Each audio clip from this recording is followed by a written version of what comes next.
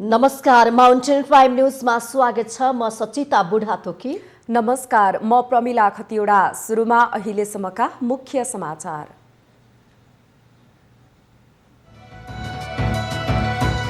भिडको सहारामा संवैधानिक निकायलाई दबाब दिने क्रम बढ्दै, सडकबाट दबाब दिने क्रमले ऐन कानून बन्धक बन्दै अनिर्णयको अवस्थाको अन्त्य गर्न आवश्यक रहेको विश्लेषण। सम्पूर्ण जनताले स्वतन्त्र भएर बाँच्न पाउनुपर्ने प्रधानमन्त्री केपी शर्मा ओलीको भनाई।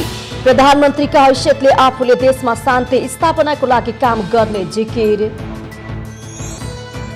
नेकपा दाहाल नेपाल पक्षद्वारा प्रधानमन्त्री ओलीलाई पार्टीबाट निष्कासन गरेको निर्णय संसदीय सचिवालयलाई जानकारी। संसदीय दलमा गरिने कार्यलाई मान्यता नदिन आग्रह। सरकार र विप्लव नेतृत्वको समूह बीच 3 बुँदे सहमति। विप्लव समूहमाथिको प्रतिबन्ध हट्यो। प्रधानमन्त्री ओली र विप्लवले आज एउटै मञ्चबाट सम्बोधन गर्ने। कञ्चनपुरको बेलौरीमा प्रहरी र तस्करबीच दोहोरो भिडन्त। गोली चल्दा एकजना भारतीय नागरिकको मृत्यु, एकजना घाइते। अन्तर्राष्ट्रिय एजेन्डा चीनले नभई आफैले निर्धारण गर्ने अमेरिकाको दाबी। विश्वको नेतृत्व गर्ने परम्परालाई निरन्तरता दिने अमेरिकी राष्ट्रिय सुरक्षा रणनीति तयार।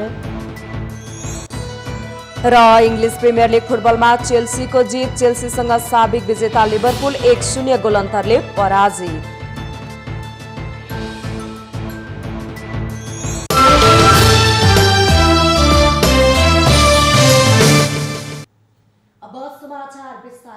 नेपालमा अहिले राजनीतिक गतिरोधका बीच संवैधानिक निकायहरूलाई भिडको सहारामा दबाब दिने क्रम बढिरहेको देखिन्छ।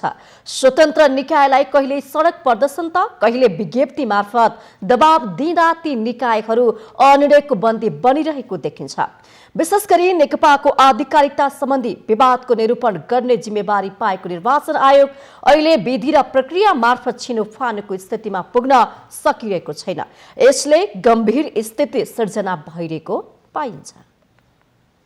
पछिल्लो समय न्यायिक र अर्धन्यायिक निकायहरू सडकको भिडले प्रभावित हुन थालेको संकेत देखिएको छ। संविधान र त्यस अनुरूप निर्माण भएका कानूनको दायरामा रहेर विवादित विषयमा आफ्नो निर्णय सुनाउन स्वतन्त्र रहेका निकायहरूले निर्णय दिन ढिलाइ गरिरहँदा सडकबाट दबाब बढ्नुलाई अन्यथा नमानिए पनि प्रचलित ऐन कानूनकै भावना विपरीत भिडकै रुचि अनुसारको निर्णय आउनु भने कानूनी राजकै उपहास हुन जान्छ। यति बेला सत्तारूढ दल नेकपाको पार्टीमाथिको आधिकारिकता सम्बन्धी विवाद निर्वाचन आयोगमा पुगेको छ र झण्डै 3 महिनादेखि त्यो विवाद विधि र प्रक्रिया खोज्ने नाममा अनिर्णित स्थितिमा आयोगमा थन्किएको छ। निर्वाचन आयोगमा नेकपामा अहिले देखिएको विवाद अल्झिएर बस्दा मुलुकको राजनीतिक प्रक्रियामा गतिरोधको स्थिति त सिर्जना गरेको छ नै, आयोगकै साथमा समेत प्रश्न उठाइन थालिएको छ। आयोगले समयमै आफ्नो दायित्व पूरा नगरिदिँदा यति बेला विदेशी शक्ति केन्द्रहरूको चलखेलले समेत तीव्रता पाएको अनुभव गर्न थालिएको छ। विगतमा सर्वोच्च अदालतमा विचाराधीन मुद्दालाई लिएर सर्वोच्चकै नेतृत्वमा बसेका पूर्व प्रधान न्यायाधीशहरूले गरेका वक्तव्यबाजीलाई लिएर जनस्तरबाटै असहमतिका स्वरहरू गुन्जिएका थिए। त्यो घटना सेलाउनै पाएको छैन। अहिले निर्वाचन आयोगका पूर्व प्रमुख आयुक्तका नाममा पुनः सर्वोच्च अदालतकै जस्तो वक्तव्य युद्धको पुनरावृत्ति भएको छ। निर्वाचन आयोगलाई दबाब दिने ध्येयका रूपमा आएका यस्ता वक्तव्यको पृष्ठभूमि र मुलुकको राजनीतिक स्थितिले लिने कोर्सलाई हेर्दा पूर्व प्रमुख निर्वाचन आयुक्तका नाममा आयोगको भनिएको वक्तव्य नै शङ्काको घेरामा परेको छ। सत्तारूढ दल विधिवत रूपमा विभाजित भएकै छैन।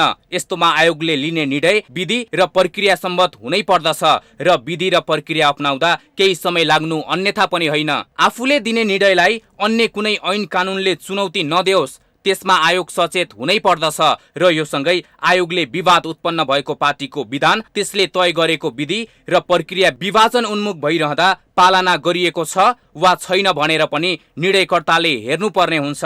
त्यसमा भर्खरै दुई पार्टी एकता भएर बनेको नेकपामा पार्टी विधान बाहेक पनि एकता गर्दाका समयमा भएका लिखित सहमति जसलाई पछि पार्टी निर्णयकै आधारमा विधानकै अङ्गका रूपमा स्वीकार समेत गरियो, ती सहमतिमा परेका बुदाहरूको पालना भए नभएको समेत आयोगको अध्ययनको विषय बन्नुपर्ने हुन्छ। यी यावत विषयको अध्ययनमा लागेको समयकै कारण निर्णय आउनमा ढिलाइ भएको हो भने त्यो उपयुक्त नै हो। संसदमा 2/3 नजिकको प्रतिनिधित्व भएको नेकपा एक ढिक्का रहेसम्म आफ्ना कुनै पनि योजनाले साकार रूप लिन नसक्ने सक्ने देखेका शक्ति केन्द्र र यिनका विदेशी प्रभुहरू सत्तारूढ पार्टीलाई विभाजन गराउने हदसम्मको प्रयासमा लागेर पार्टीलाई विभाजन उन्मुख बनाउन लागिरहेकै बेला पूर्व प्रमुख आयुक्तहरूका नाममा सार्वजनिक भएको वक्तव्यलाई पनि त्यसको सेरोफेरोमा आएको बुझ्न कठिन छैन।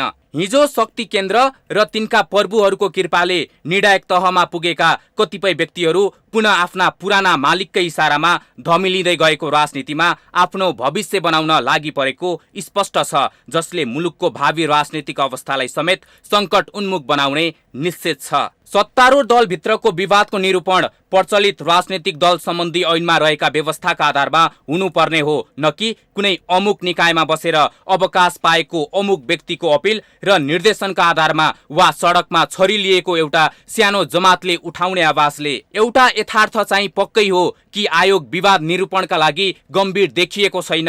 आयोगको यही प्रवृत्ति नै यति बेला आयोगका विषयमा औँला ठडाउनु पर्ने कारण बन्न पुगेको छ। सडकमा छद्मवेशीहरू आवाज बुलन्द गराइरहन्छन् जिम्मेवार नागरिकका नाममा। आयोगले विषयको गम्भीरता र यसको दूरगामी असरको समयमै मूल्याङ्कन गरेर निर्णय दिन ढिला भइसकेको छ, जसले धमिलिँदै गएको मुलुकको राजनीतिमा विदेशी शक्तिलाई चलखेल गर्न खुल्ला निमन्त्रणा गरिरहेको छ, जसका कारण विगतमा संसदीय व्यवस्थामै कालो धब्बाका रूपमा हामीले नै भन्दै आएको सांसद किनबेचको त्यो विकृत परम्पराको पुनरावृत्ति हुने सम्भावना समेत बढेर गएको देखिन थालेको छ। यो सँगै आयोगको स्वायत्त स्वरूप र नेतृत्वकर्ताको निर्णय क्षमतामै प्रश्न उठाउन थालिएको छ, जसको अपेक्षा कल्पनासम्म गरिन्न। माउन्टेन टेलिभिजन राजनैतिक ब्युरो। प्रधानमन्त्री केपी शर्मा ओलीले सम्पूर्ण जनताले स्वतन्त्र भएर बाँच्न पाउनुपर्ने बताउनु भएको छ। ज्येष्ठ नागरिक आवास गृह शिलान्यास कार्यक्रमलाई सम्बोधन गर्दै प्रधानमन्त्री ओलीले मुलुक लामो समयसम्म अहिंसाको बाटोबाट गुज्रिएर आएकाले अब निर्भयका साथ बाँच्न पाउनुपर्ने बताउनु भएको हो। आफूले प्रधानमन्त्रीका हैसियतले देशमा शान्ति स्थापनाका लागि काम गर्ने उहाँले बताउनुभयो। साथै सबै जनताको बाँच्न पाउने अधिकारलाई सुरक्षित गरिने उहाँको भनाइ छ। मैले प्रधानमन्त्रीको हैसियतले जनताले मलाई जिम्मेवारी दिएको हैसियतले म त्यस्तो कुरा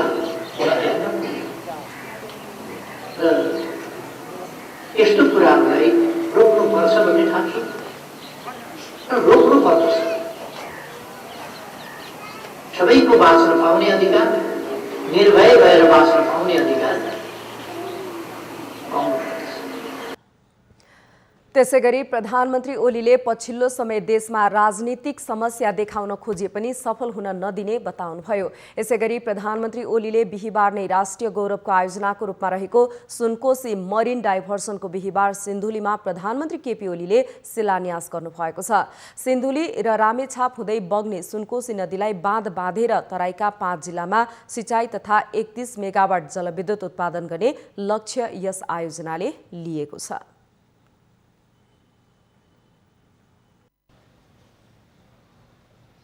नेपाली कांग्रेसले वर्तमान राजनैतिक विषयमा धारणा तय गर्न सकेको छैन। बिहिबार पार्टी सभापति शेरबहादुर देउवा निवास बुढानील कण्ठमा बसेको पदाधिकारी बैठकले निकासको विभिन्न पक्षमा छलफल गरे पनि साझा धारणा बनाउन नसकेको हो। कांग्रेसभित्र पुनर्स्थापित प्रतिनिधि सभालाई कसरी उपयोग गर्ने भन्ने विषयमा पार्टी सभापति देउवा पक्ष र वरिष्ठ नेता रामचन्द्र पौडेल बीच फरक मत रहँदै आएको छ। सभापति महामन्त्री लगायतका पदाधिकारीहरू कांग्रेस पक्ष निर्णायक हुने गरे परिवर्तित अवस्थाको उपयोग गर्ने पक्षमा छ भने रामचन्द्र पौडेल पक्ष सत्तारूढ नेकपाको ओली पक्ष बाहेको शक्तिसँग मिलेर राजनैतिक निकास दिनुपर्ने भन्नेमा देखिएको छ। बैठकपछि प्रवक्ता विश्वप्रकाश शर्माले संसदीय दलको बैठकमा सांसदहरूको विचार लिने र प्रतिनिधि सभाको बैठक बस्ने दिनसभा विकसित हुने राजनैतिक घटनाक्रमलाई विश्लेषण गरेर मात्रै कांग्रेसले निर्णय गर्ने बताउनुभयो। ग्रहण गर्छ। त्यस पछाडि भोलि 21 गते पछाडि फेरि 23 गते पार्लियामेन्ट बस्नु पूर्व फेरि हामी यसबारेमा बस्ने नै छौँ। अहिले मैले भन्दै गर्दा नेपाली कांग्रेस पार्टीले हतारिने आवेगमा निर्णय राख्ने, अपरिपक्व निर्णय राख्ने, हतारको निर्णय राख्ने होइन, देश र जनतालाई संविधानलाई केन्द्रमा राखेर परिपक्व ढङ्गले ठिक समयमा ठिक निर्णय राख्ने हो र तर पोलभित्रै गोल गर्ने गरी चाहिँ ठिक ढङ्गले राख्छ, पोल बाहिर गोल जान नदिने गरी नै राख्छ। कांग्रेसले सांसदहरूको धारणा लिन शुक्रबार संसदीय दलको बैठक बोलाएको छ। शुक्रबार नै नेकपा दाहाल नेपाल पक्षले नेपाली कांग्रेसका पदाधिकारीसँग छलफल गर्ने बताएको छ।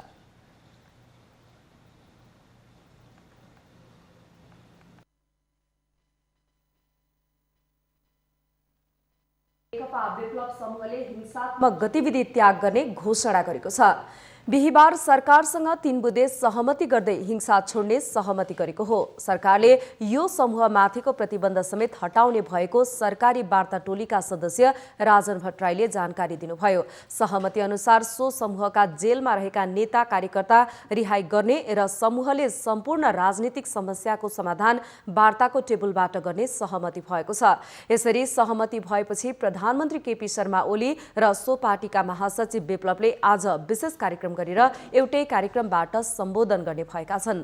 गत मंगलबार सरकारले सो समूहसँग वार्ता गर्न गृहमन्त्री रामबहादुर थापा बादल र प्रधानमन्त्रीका परराष्ट्र सल्लाहकार राजन भट्टराईले वार्ता टोली गठन गरेको थियो भने विप्लव नेतृत्वको नेकपाले खड्गबहादुर विश्वकर्मा र उदय चलाउने रहेको वार्ता टोली गठन गरेको थियो। प्रधानमन्त्री ओलीको कार्यकालमा यसलाई दोस्रो महत्त्वपूर्ण उपलब्धि मानिएको छ। यसअघि वर्तमान सरकारले सीके राउतलाई पनि वार्ताको टेबलमा ल्याएर शान्तिपूर्ण राजनीतिमा ल्याएको थियो। नेकपा दाहाल नेपाल पक्षले संघीय संसद सचिवालयलाई प्रधानमन्त्री केपी शर्मा ओलीलाई पार्टीको साधारण सदस्यबाट निष्कासन गरेको जानकारी गराएको छ। दाहाल नेपाल पक्षका सांसदहरू देव गुरुङ, पम्फा भूषाल, सुरेन्द्र पाण्डे, जीवनराम श्रेष्ठ र दीननाथ शर्मा लगायतका नेता संसद सचिवालय पुगे। पार्टीले प्रधानमन्त्री ओलीलाई साधारण सदस्यबाट नै हटाएको पार्टीको निर्णय सम्बन्धी पत्र दर्ता गराउनु भएको हो। सो पक्षले संसदीय दलको हैसियतमा गरिने कुनै पनि कार्यलाई मान्यता नदिन पनि संघीय संसद सचिवालयलाई आग्रह गरेको छ।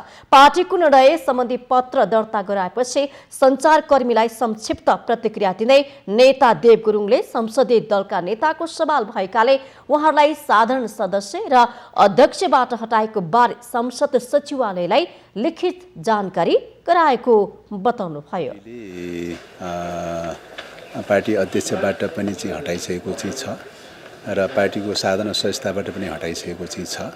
त्यो अवस्थामा मल्टी पार्टी डेमोक्रेसीमा पार्टीकै नीति निर्देशन अनुसार चाहिँ संसदीय दल चाहिँ चल्ने प्रकारको विधि विधान भएको हुनाले चाहिँ त्यही अनुसार चाहिँ संसदीय दलको सन्दर्भमा पार्टीले गरेका निर्णयहरूको सन्दर्भमा पनि ध्यान आकर्षण होस् भन्नका लागि चाहिँ पार्टीको तर्फबाट पत्र दर्ता गराइएको अवस्था हो। अध्यक्ष पुष्पकमल दाहालको हस्ताक्षर भएको पत्रले विभिन्न विषयमा सचिवालयको ध्यानाकर्षण गराएको छ।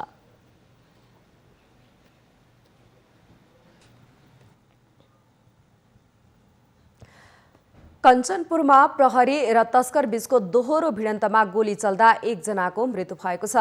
बिहिबार रासत कञ्चनपुर जिल्लाको दक्षिणी भेग बेलौरी नगरपालिका 7 मा तस्कर र प्रहरी बीच भएको दोहोरो भिडन्तमा एकजना भारतीय नागरिक मारिएका हुन्।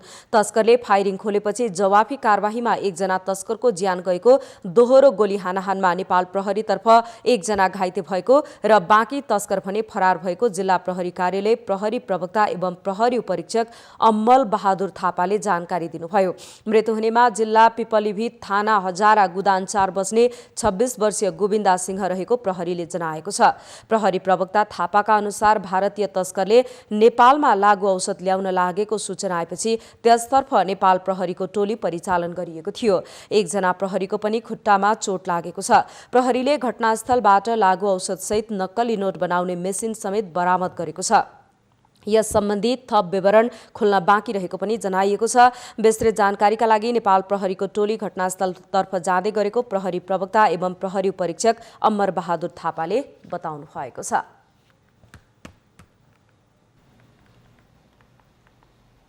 नेकपा उपाध्यक्ष वामदेव गौतमले ओली पक्ष तथा दाहाल नेपाल पक्षका दोस्रो तहका नेताहरूलाई एकताबद्ध गरी अभियान अगाडि बढाउने बताउनु भएको छ। बिहीबार कोरोना भाइरस विरुद्धको खोप लगाउन निजामती अस्पताल बानेश्वर पुग्नु भएका गौतमले सञ्चारकर्मीसँग कुराकानी गर्दै प्रधानमन्त्री केपी शर्मा ओली तथा दाहाल नेपाल पक्षका दोस्रो पुस्ताका नेताहरूलाई एकताबद्ध गरी पार्टी एकताको निम्ति दबाब दिने बताउनु भएको हो। एकताको पक्षमा नहुने नेताहरूलाई भोट नदिने सम्मको अवस्था सृजना गर्ने उहाँको भनाइ छ। 13 वर्ष लाग्यो मलाई यो पार्टी एकता गराउनको निम्ति मै सबभन्दा पहिले अगाडि सरेको हो। 13 वर्ष लाग्यो। अब यसमा 13 महिना लागेछ भन्ने पनि म आत्तिन्न। 13 वर्षमा पार्टी एकता गराइएको थियो, 3 वर्ष बल्ल बल्ल टिक्यो। त्यसबाट यसका यो एकता टिकाउनको निम्ति केही भित्री समस्याहरू छन् हामीसित। ती समस्या समाधान गर्दै हामी अगाडि बढ्नुपर्छ। उपाध्यक्ष गौतमले विभाजन उन्मुख रहेको नेकपाको कुनै पक्षमा पनि नलागी एकता अभियानमा लाग्ने स्पष्ट पार्नुभयो। पार्टी एकताको निम्ति आह्वान गर्ने नेताको पक्षमा आफू उभिन सक्ने पनि उहाँको भनाइ छ। माउन्टेन प्राइम न्युजमा पालो भएको छ विश्रामको।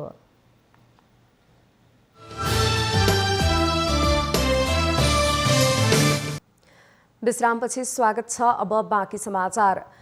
कमल पोखरी पुनर्निर्माणमा आएको विवादका कारण परम्परागत सम्पदाहरूको पुनर्निर्माण के कसरी गर्नुपर्छ भन्ने विषय फेरि एकपटक बहस सुरु भएको छ।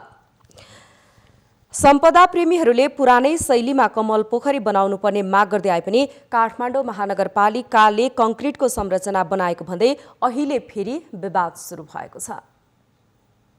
यति बेला कमल पोखरीको संरचना कसरी र कस्तो बनाउने भन्ने विषयमा महानगरपालिका र सम्पदा प्रेमी बीच द्वन्द्व देखिएको छ। महानगरपालिका आधुनिक शैलीमा कङ्क्रिट प्रयोग गरेर यस किसिमको संरचना निर्माण गर्न चाहन्छ भने सम्पदा प्रेमीहरू पुरानै शैलीमा ढुङ्गा माटो प्रयोग गरेर यसको पुनर्निर्माण गर्नुपर्ने पक्षमा छन्। रानी पोखरी पुनर्निर्माणको क्रममा होस् वा धरहरा काष्ठमाण्डव जस्ता पुरातात्विक सम्पदा पुनर्निर्माणको विषयमा होस्, हरेक पटक जस्तो यो विषयमा विवाद हुने नै गरेको छ। रानी पोखरी लगायतका सम्पदा पुनर्निर्माणमा विरोध देखिएपछि महानगरपालिका, पुरातत्व विभाग, सम्पदा अभियन्ताहरूदेखि स्थानीय समुदाय सबैसँग प्राधिकरणले संवाद गर्दै समाधान निकालेको थियो। तर यति बेला सम्पदा प्रेमीहरूले फेरि कमल पोखरीको पुनर्निर्माणमा पनि रानी पोखरी लगायतका सम्पदाहरूमा जस्तै सम्पदा मास्ने काम गरेको आरोप लगाएका छन्। अब कमल पोखरीभित्र साँच्चीकै कमल फुलाइदिए पो हामीले महानगरपालिकालाई हामी ताली बजाएर स्वागत गर्थ्यौँ। तर कङ्क्रिटको कमल किन त होइन?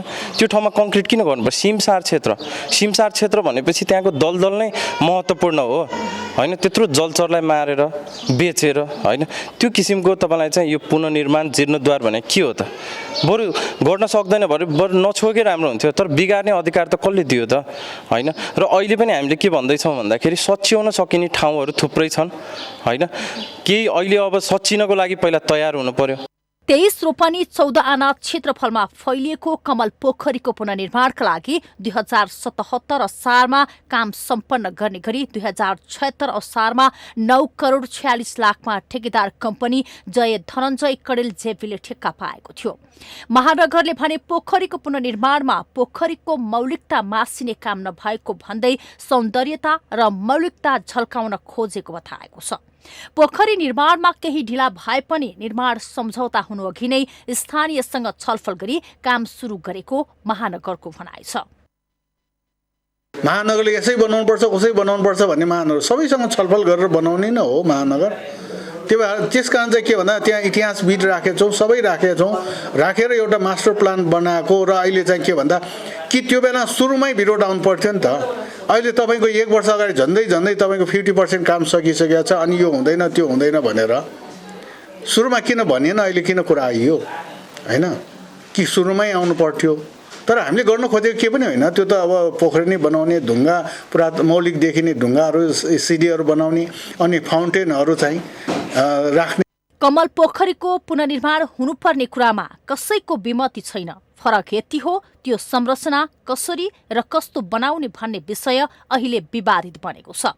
स्थानीय बासिन्दा र सम्पदा प्रेमीहरूको भावनामा चोट पुर्याएर कुनै पनि सम्पदाको पुनर्निर्माण अघि बढ्न सक्दैन। क्यामेरामा केशवराज श्रेष्ठका साथमा अप्सरा गौतम, काठमाडौँ। कृषि तथा पशुपक्षी विकास मन्त्री पद्मा कुमारी अर्यालले मलको अभावमा उत्पादन घट्ने र किसान मर्कामा पर्ने अवस्थाको अन्त्य गरेको दावी गर्नु भएको छ। बिहिबार मन्त्रालयमा आयोजित पत्रकार सम्मेलनमा मन्त्री अर्यालले यस्तो दावी गर्नु भएको हो। मलको अभावमा उत्पादन घट्ने र किसान एवं सिङ्गो मुलुक मर्कामा पर्ने अवस्थाको अन्त्य गरेका मन्त्री अर्यालको दावी छ। तत्कालीन समाधानको रूपमा अहिले गरिएको व्यवस्थापन मध्यकालीन समाधानको रूपमा मासिक कार्यतालिकाको आधारमा मलको सहज आपूर्ति र दीर्घकालीन समाधानको लागि मल उत्पादन गर्ने कारखाना स्थापना गर्ने गरी मन्त्रालय अगाडि बढेको उहाँले बताउनुभयो। ल्याउने र प्रदेश स्तरमा हामीले मलको भण्डारको स्थापना गर्ने गरी त्यो प्रबन्ध गरेका छौँ। त्यसको निम्ति प्रदेश सरकारलाई पैसा पठाइदिने तयारीमा छौँ। पुराना हाम्रा भण्डारहरूको क्षमता वृद्धि गर्ने मर्मत गर्ने गरेका छौँ र हाम्रा अरू खाद्य लगायतका जे भण्डारहरू थिए ती भण्डारहरू पनि हामी लिएर मलको स्टक गर्ने गरी हामी अगाडि बढेका छौँ। मलको समस्या समाधानको लागि 7 प्रदेशमा मलको भण्डारणको व्यवस्था गरिने मन्त्री अर्यालको भनाइ छ। यस आर्थिक वर्षमा 11 अर्ब बजेट मध्येबाट 5 लाख मेट्रिक टन मल आयात गर्ने मन्त्री अर्यालले बताउनु भएको छ। आगामी आर्थिक वर्षको बजेटबाट व्यवस्था हुने गरी प्रथम चौमासिक अवधिमा करिब 3 लाख मेट्रिक टन मल आपूर्तिको लागि यही महिनाबाट आयात प्रक्रिया सुरु गरिने मन्त्री अर्यालले जानकारी दिनुभयो।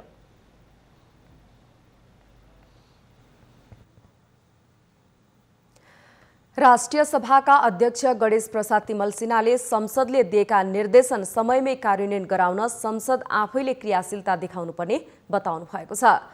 बिहिबार राष्ट्रिय सभाको 3 वर्षको सन्दर्भमा राष्ट्रिय सभाको प्रभावकारिता तथा कूटनीतिक शिष्टाचार सम्बन्धी कार्यक्रममा अध्यक्ष तिमल सिन्हाले सभाले सरकारलाई दिएको निर्देशनको अनुगमन प्रभावकारी रूपमा गर्नुपर्ने बताउनुभयो।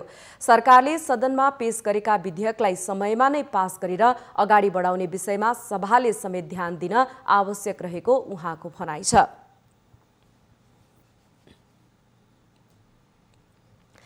राष्ट्रिय सभाको 7औं अधिवेशन समयसम्म 222 वटा बैठकहरू भएको र यस अवधिमा 41 वटा विधेयकहरू दर्ता भएकोमा 16 वटा विधेयक प्रमाणीकरण भइसकेको, 24 वटा मध्ये 8 वटा सभामा विचाराधीन रहेको, 10 वटा समितिमा विचाराधीन रहेको र 6 वटा विधेयक राष्ट्रिय सभाबाट पारित भई प्रतिनिधि सभाबाट फिर्ता आउन बाँकी रहेको अध्यक्ष तिमल सिन्हाले जानकारी दिनुभयो। त्यसैगरी राष्ट्रिय सभामा 3 वटा जरुरी सार्वजनिक महत्त्वको प्रस्ताव, 4 वटा ध्यानाकर्षण प्रस्ताव र 1 वटा संकल्प प्रस्तावहरू दर्ता भई छलफल भएको उहाँले बताउनुभयो।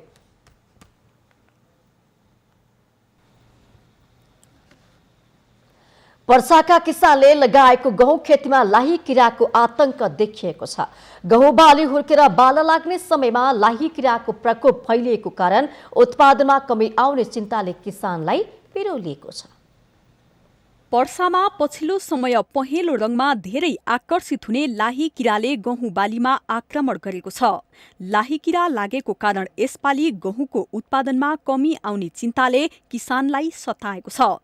जिल्लाको बहुदरमाई नगरपालिका वडा नम्बर 2 बैरियाका कृषकले उत्पादन गर्दा बिउ, मल, सिंचाइको समस्या हुने गरेको र हाल आएर गहुँ काट्ने बेलामा किराको प्रकोपले सताएको छ। यहाँ खेतीमा धेरै समस्या छ बाबु। सबभन्दा पहिले त सिँचाइको सुविधाको कुनै ठेकान छैन। यहाँ भएको नहरको पूर्वाधारहरू पुरानै जीर्ण अवस्थामा छ। कहीँ 1 इन्च नहर छैन र नगरपालिकाबाट हाल यहाँ जडान हुने क्रममा त छ बोरिङ, तर त्यो पनि अहिले बोरिङ त निकासा भएको छ, तर जडान कतिवटा भएको छ त्यो मसँग लागत छैन बाबु, कतिवटा भएको छ। बहुदरमाई नगरपालिकामा देखिएको लाही किराको प्रकोप अन्य पालिकाहरूमा पनि फैलिएको छ। वडा नम्बर 2 का वडा अध्यक्ष जितेन्द्र पटेलले अब केही दिनमा गहुँ काट्ने समय भएकाले आउने दिनमा यस्ता किराको बारेमा प्राविधिक टोलीबाट अध्ययन गराई समस्याको समाधान खोज्ने बताउनु भएको छ। हाम्रो नगरपालिकाभित्रमा किसानहरूको लागि जुन अहिले गहुँ सिजन छ, यो सिजनमा गहुँ खेती भएको छ र यसमा चाहिँ अहिले चाहिँ कोरोना महामारी जस्तै गाउँहरूमा चाहिँ लाही जस्ता किराहरूले चाहिँ प्रकोप गरेका छन्, आक्रमण गरेका छन्। यसबाट किसानलाई धेरै मर्का परेको छ। अब आगामी दिनमा हामीले चाहिँ यसबाट बच्नको लागि हाम्रो नगरपालिकामा भएका प्राविधिक साथीहरूसित सरसल्लाह गरेर अब गहुँ लगाउनुभन्दा बाली लगाउनुभन्दा पहिले हामी चाहिँ यसको विषयमा किसानहरूले चाहिँ प्रचार प्रसार गरेर कुन औषधि दिँदाखेरि यो हाम्रो स्वास्थ्यमा हानिकारक नहुने खालको प्राविधिक राय सल्लाह लिएर चाहिँ हामी यसको अगाडि प्रक्रियामा हामी अगाडि बढ्छौँ। र लाही किराको आतंक गहुँ खेतीमा मात्र नभई तरकारी तथा तोरी खेतीमा पनि देखिन थालेको छ। माउन्टेन टेलिभिजनका लागि पर्सा सहकर्मी राजेन्द्र सिंहको सहयोगमा जिल्ला ब्युरोको रिपोर्ट। माउन्टेन प्राइम न्यूजमा पुनः पालो भएको छ विश्रामको।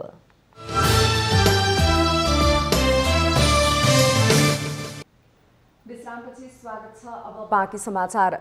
सप्तरीको राजविराजमा मनी ट्रान्सफरका सञ्चालक करोडौंको ठगी गरी फरार भएका छन्। राजविराज स्थित गजेन्द्र चोकमा रहेको मनी ट्रान्सफरका सञ्चालक सुनिल सिन्धी र सञ्जय सिन्धी नाम गरेका दाजुभाइले योजनाबद्ध रूपमा करोडौंको ठगी गरी फरार भएका हुन्।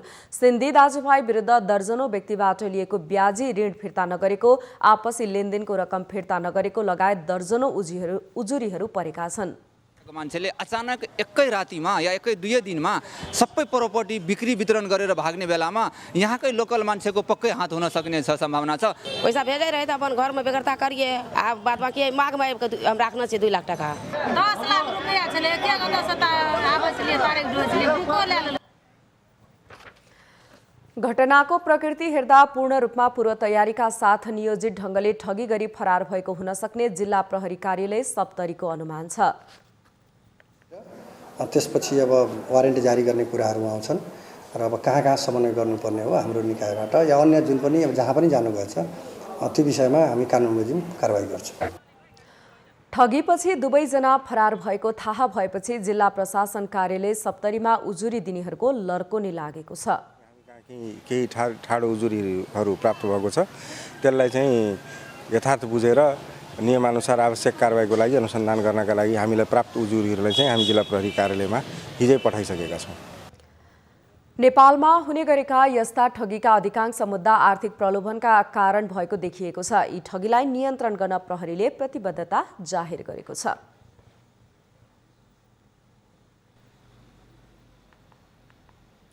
महानगरीय ट्राफिक प्रहरी महाशाखाले चोरी भएका 27 मोटरसाइकल बरामद गरी सम्बन्धित सवारी थनीलाई हस्तान्तरण गरेको छ।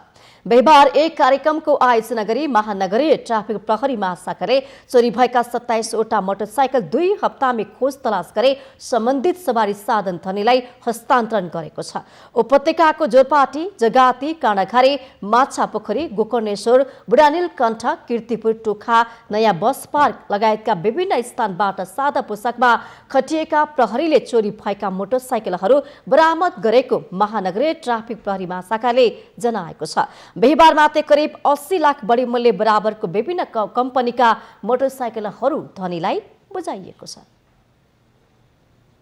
सवारी धनीकै तर्फबाट पनि आफ्नो मोटरसाइकल जहाँ पाए त्यहाँ नछोडिदिने, आफ्नो मोटरसाइकललाई सुरक्षित ठाउँमा मात्रै पार्किङ गर्ने, आफ्नो मोटरसाइकलमा लकहरूको व्यवस्था गर्ने, मोटरसाइकल राखेको ठाउँ सुरक्षित छ कि छैन हेर्ने, यी चाहिँ नै सवारी धनीको तर्फबाट पनि गर्नु पर्यो। ट्राफिक प्रहरीले पनि क्रियाकलाप गर्नु पर्यो। यसले गर्दा के हुन्छ भनेदेखि चोरी नै नहुने चाहिँ नै हुन्छ। हाम्रो मेन त चोरी नै हुन नदिनेमा लाग्नुपर्छ। त्यति गर्दा पनि चोरी भयो भने त खोजेर ल्याएर दिनु त हाम्रो दायित्व हो। हामी त्यसमा त लागि नै रहन्छ। महाशाखाले यस आर्थिक वर्षमा मात्रै हराएका 279 वटा मोटरसाइकल सवारी थनीलाई जिम्मा लगाइसकेको तथा चोरीमा संलग्न 41 जना व्यक्तिहरूलाई पक्राउ गरी कारबाही समेत गरिसकेको जनाएको छ।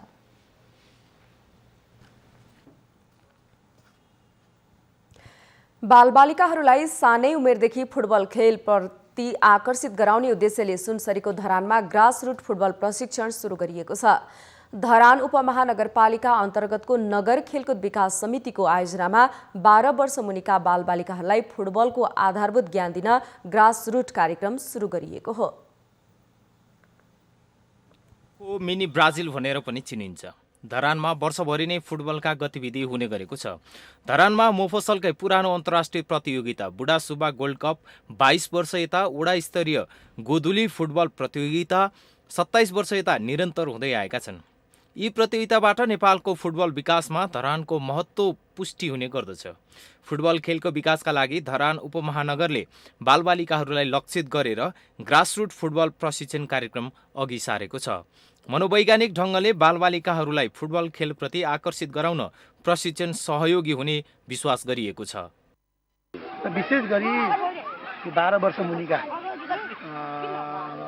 नानीहरूलाई मनोवैज्ञानिक रूपले पनि फुटबल खेलसँग चाहिँ नजिक बनाउने, पारिवारिक वातावरण पनि बनाउने, एउटा बच्चा आउँदाखेरि उसको एउटा अभिभावक पनि आछ। त्यस कारणले गर्दा त्यो खेलसँग मात्रै होइन कि खेलको वातावरण पनि तयार गर्ने हो। उसको परिवारसँग त्यो बच्चालाई चाहिँ यो फुटबल खेलको विषयमा एउटा सोच्ने स्थितिको सिर्जना गर्ने र समग्र धरानमा यो चाहिँ फुटबल खेलको माहौल सिर्जना गर्ने पनि यसको उद्देश्य हो। 12 वर्ष मुनिका बालबालिकाहरूलाई फुटबल खेलप्रति आकर्षित गराउन प्रशिक्षण दिन सुरु गरिएको हो। ग्रासरुट भनेको चाहिँ तपाईँको यो अन्डर 12 वर्षदेखिको मुनिको बच्चाहरूलाई चाहिँ एउटा फुटबल प्रति आकर्षण गराउनुको लागि चाहिँ यो चाहिँ ग्रासरुट कार्यक्रम गरेको हामीले। धरान रङ्गशालामा प्रत्येक शनिबार हुने प्रशिक्षणमा 150 बढी बालबालिकाहरू सहभागी हुने गरेका छन्। आउँदो असारसम्म हुने प्रशिक्षणमा फुटबलको आधारभूत तालिम दिइनेछ।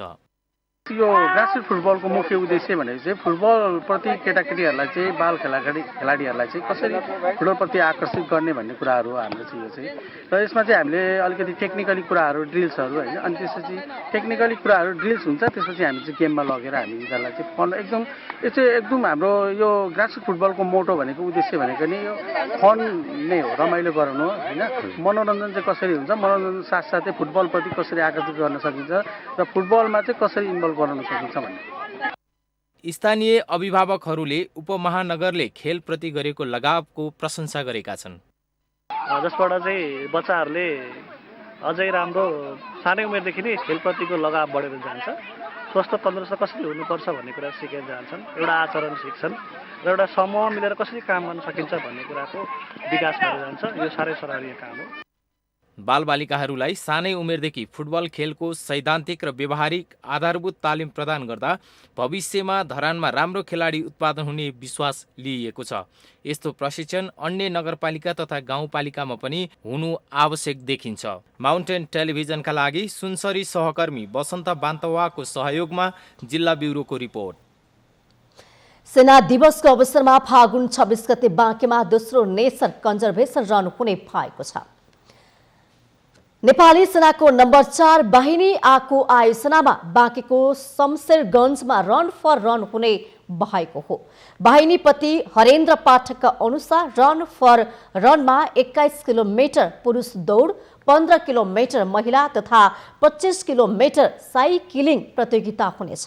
सैनिक नागरिक सम्बन्धलाई अझ प्रगाढ बनाउन, निकुञ्जको सम्वर्धन तथा विकासमा टेवा पुर्याउन, मनोरञ्जन सहित शारीरिक तन्दुरुस्ताको लागि प्रतियोगिता आयोजना गर्न लागि आयोजकले जनाएको छ।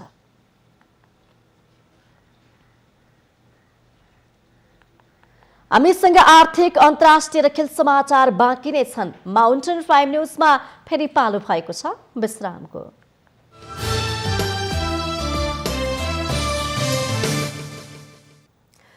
तथ्याङ्क विभागले नेपालको कुल गृहस्थ्य उत्पादन जीडीपीको आकार बढेको तथ्याङ्क सार्वजनिक गरेको छ। विभागले बिहिबार सार्वजनिक गरेको तथ्याङ्क अनुसार नेपालको कुल गृहस्थ्य उत्पादन जीडीपीको आकार 10 वर्षमा 14.7% बढेको हो। आर्थिक वर्ष 2076-77 को अन्त्यसम्ममा नेपालको अर्थतन्त्रको आकार 39 खर्ब 43 अर्ब रुपैयाँ पुगेको छ। आधार वर्ष परिवर्तन गर्दै अध्ययन गर्दा कुल गृहस्थ्य उत्पादनमा 14.7% को वृद्धि देखिएको हो। उक्त परिवर्तनले जीडीपीको आकार 39 खर्ब 43 अर्ब 66 करोड रुपैयाँ पुगेको देखिएको छ। 10 वर्षको अवधिमा नेपालको अर्थतन्त्र झन्डै 14%ले बढ्यो। हामीले रिबेस गर्दाखेरिको त्यो बेस इयरमा बेस चेन्ज हुँदाखेरि अघि पहिला हामीले 10 वर्ष पहिला हामीले गरेको अनुमानलाई अहिले हामीले रिभाइज गर्दा रिबेसिङ गर्दा चाहिँ करिब 14% को ग्रोथ देखियो। अन्य अङ्कहरू यहाँले हेर्न सक्नुहुन्छ। हामीले जम्मै वर्षहरूको गत वर्षसम्मको गर्दा गत वर्ष हामीले नेपालको अर्थतन्त्रको आकार 37 खरब 67 अरब भयो भनेको थियौँ गत वैशाखको महिनामा। यही हलमा भनेको थियौँ हामीले। होइन योभन्दा अलिक धेरै रहेछ भन्ने देखियो। हेर्नुहोस् त 39 खरब 43 अरब अहिलेको नेपालको अर्थतन्त्रको आकार चाहिँ 39 खरब 43 अरब भन्दा पनि बढी छ, जुन त्यो हामीले अनुमान गरे भन्दा पनि 5% बढी हो। अध्ययनको नतिजा अनुसार आवास तथा भोजनालयमा 16.4%, यातायात तथा सञ्चारमा 2.6%, वित्तीय तथा बीमा सम्बन्धी क्रियाकलापमा 36.8%, घर जग्गा कारोबारमा व्यावसायिक क्रियाकलापहरूमा 52%, सार्वजनिक प्रशासन तथा सुरक्षा अनिवार्य सामाजिक सुरक्षामा 157.9%, शिक्षामा 11.2% को सुधार देखिएको छ। कार्यक्रममा राष्ट्रिय योजना आयोगका उपाध्यक्ष डाक्टर पुष्पराज कणेलले रिबेसिङ अध्ययनको नतिजा अनुसार योजना निर्माण र तर्जुमामा दबाव पर्नमा जोड दिनुभयो। सचेतनताको कुरो हो। अर्को चाहिँ हाम्रो इकोनोमिक स्ट्रक्चर भनेको इकोनोमिक स्ट्रक्चर अलि ग्रामीण बेस्ड रुरल बेस्ड र चाहिँ एग्रिकल्चर बेस्ड इकोनोमी भएको कारणले गर्दाखेरि पनि यो दुईटै कारणले हामीलाई कम प्रभाव गरेको जस्तो लाग्छ। हाम्रो आफ्नो हिसाबले हेर्दा 8.5% को ग्रोथ रेट चाहिँ हामीले अनुमान गरेर इकोनोमिक एक्टिभिटी सञ्चालन गरिरहेको र लगभग यदि चाहिँ हामी यो लकडाउनमा नजाने हो भनेदेखि 7% को हाराहारीमा त बस्छ नै भन्ने त्यति बेलाको पनि हाम्रो अनुमान थियो। विभागले यसअघिको आधार वर्ष 2057-58लाई परिवर्तन गरेर 2067-68 बनाएको हो। जीडीपीको आधार वर्ष परिवर्तन गर्दा सेवा क्षेत्रको योगदानको भार 8.4%ले बढेको छ।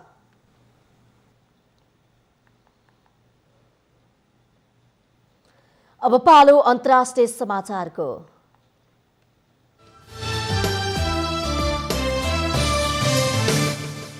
यो सँगै हामी माउन्टेन प्राइम न्यूजको अन्त्यमा आइपुगेका छौं। जाँदा जाँदै मुख्य समाचार पुनः एकपटक।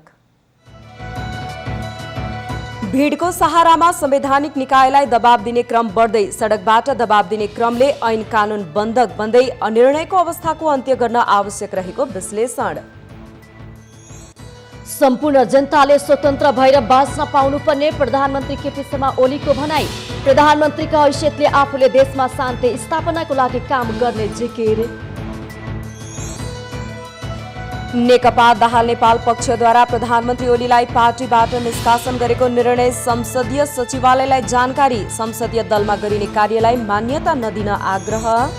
सरकार र विप्लव नेतृत्वको सहम 20 दिन बुधे सहमति। विप्लव सोममाथिको प्रतिबन्ध हट्यो। प्रधानमन्त्री ओली र विप्लवले आज एउटै मञ्चबाट सम्बोधन गर्ने। कञ्चनपुरको बेलौरीमा प्रहरी र तस्करबीच दोहोरो भिडन्त। गोली चल्दा एकजना भारतीय नागरिकको मृत्यु, एकजना घाइते। अन्तर्राष्ट्रिय एजेन्डा चीनले नभई आफैले निर्धारण गर्ने अमेरिकाको दाबी। विश्वको नेतृत्व गर्ने परम्परालाई निरन्तरता दिने अमेरिकी राष्ट्रिय सुरक्षा रणनीति तयार। र इङ्ग्लिस प्रिमियर लिग फुटबलमा चेल्सीको जित। चेल्सीसँग साबिक विजेता लिभरपुल 1-0 गोल अन्तरले पराजित।